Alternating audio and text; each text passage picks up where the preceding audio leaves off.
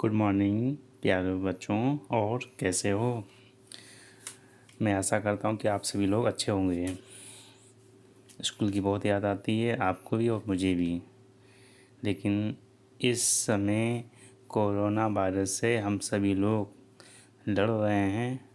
आपको सुरक्षित रहना है और दूसरों को भी सुरक्षित रखना है। आप लोग अपना ध्यान रखिए और अपनी साफ सफाई विशेष ध्यान रखिए। आज तुमको एक कहानी सुनाते हैं, ठीक है? एक बार की बात है, काका की एक बगिया थी जिसमें बहुत सारे आम के पेड़ लगे हुए थे। गांव के बच्चों ने डेले मार मार कर आम को गिराकर खाते रहे। काका ने देखा मेरे पेड़ में आम कम होते जा रहे हैं। किसी पेड़ में 5-6 आम और किसी पेड़ में 10-12 आम। काका बड़ा भाई आश्चर्य हुआ कि इतने सारे आम आए और आम बहुत थोड़े रह गए। काका को मालूम था कि ये गांव के शरारती बच्चों ने तोड़ तोड़ कर आम खाए होंगे। कुछ दिनों के बाद काका ने देखा आम के पेड़ों में एक भी आम नहीं। फिर काका ने ठीक है, अच्छा, अब बच्चों की क्लास लगाई जाए। आम गए तो कहाँ गए और सब आम खा लिए। काका ने गांव के जितने शरारती बच्चे थे सबको बुला लिया और पूछा, बताओ पेड़ में कितने आम रह गए हैं? बच्चे चुप, क्योंकि आम तो सब खा लिए। चलो आज इसके बारे में तुमको बताते हैं। अभी तक हम सभी लोग प्राकृतिक संख्याओं को पढ़ा। प्राकृतिक संख्याएं क्या होती हैं? 1 2 3 4 5 6 7 8 9 10 11 12। आप लोगों को अच्छी तरीके से समझ में आ गया होगा। ऊपर काका जी ने बच्चों से पूछा कि मेरे पेड़ में आम कितने हैं? तो काका ने बताया एक भी आम नहीं। इसका मतलब क्या हुआ? अभी तक आपने प्राकृतिक संख्या 1 से शुरू की। 1 2 3 4 5 6, मतलब सबसे छोटी प्राकृतिक संख्या 1 होती है। काका जी पूछ रहे हैं कि आम के पेड़ में आम एक भी नहीं है, तो इसका मतलब क्या हुआ? इसका मतलब हुआ आमों की संख्या 0 है।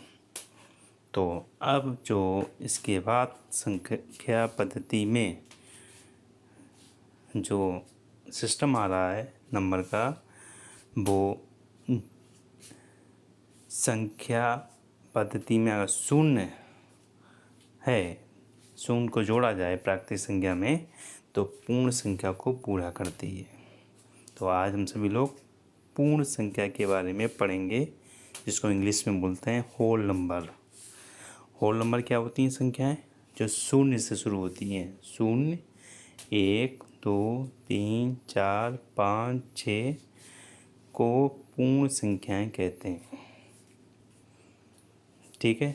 0 की खोज भारत में ही हुई, कृतज्ञ आर्यभट्ट ने की। 0 का मतलब होता है बिल्कुल खाली या कुछ नहीं। अब नोट, सबसे छोटी पूर्ण संख्या कौन सी होगी? 0। सबसे छोटी पूर्ण संख्या 0। सबसे छोटी प्राकृतिक संख्या 1। सबसे बड़ी पूर्ण संख्या कोई भी नहीं होती है, अनंत होती है। प्राकृतिक संख्या में 0 को मिला दें तो क्या हो जाती हैं? पूर्ण संख्या हो जाती हैं। क्या हो जाती हैं? पूर्ण संख्या। अब आइए क्रमागत संख्या। जब किसी पूर्ण संख्या में क्रम से एक या दो क्रम से जोड़ते हैं तो संख्या में, तब इस क्रम को क्रमागत संख्या कहते हैं। जो क्रम से मतलब एक एक करके जोड़ा जाए, दो करके जोड़ा जाए, तीन करके जोड़ा जाए। जैसे एग्जाम्पल 0 2 4 6 8। इसमें इन दोनों 0 और 2 में अंतर 2, 2 और 4 में अंतर 2, 6 और 8 में अंतर 2, मतलब सम है। सम का मतलब होता है जिसमें अंतर 2 का होता है। जो 2 से भाग में चली जाती हैं उनको बोलते हैं समक्रमागत संख्या। दूसरा एग्जाम्पल ऐसे ले सकते हैं 5, 6, 7, 8, 9, इसमें 1 का अंतर है। और विषम क्रमागत संख्या क्या होती हैं? 1, 3, 5, 7, 9। ठीक है, इनको बोलते हैं विषम क्रमागत संख्या।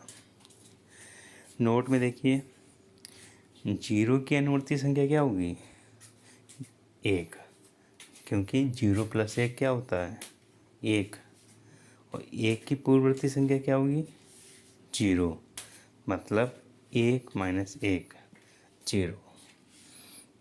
आपको ये समझ में आया है? प्राकृतिक संख्या और पूर्ण संख्या में अंतर क्या है? सिर्फ शून्य का अंतर होता है।